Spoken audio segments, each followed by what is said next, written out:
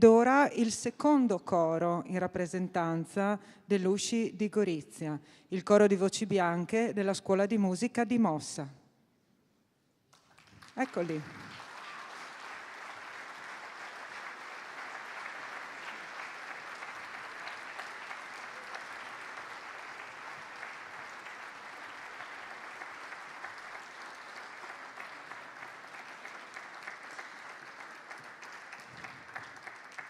Il coro di voci bianche nasce nell'ambito della Scuola di Musica di Mossa come attività complementare agli insegnamenti tradizionali.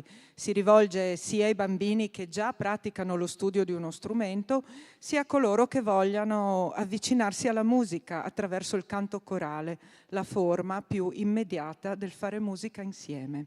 Il coro è composto da bambini e ragazzi dai 7 ai 13 anni e si avvale della collaborazione strumentale delle allieve più grandi della scuola di musica. Essendo di recentissima costituzione, questa partecipazione a Primavera di Voci è la prima uscita ufficiale del gruppo al di fuori dell'ambito della scuola di musica. Quindi un applauso di incoraggiamento.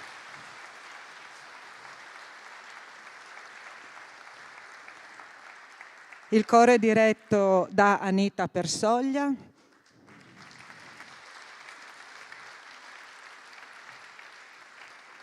Ed è accompagnato al flauto da Arianna Medeot e al pianoforte da Stefania De Santo.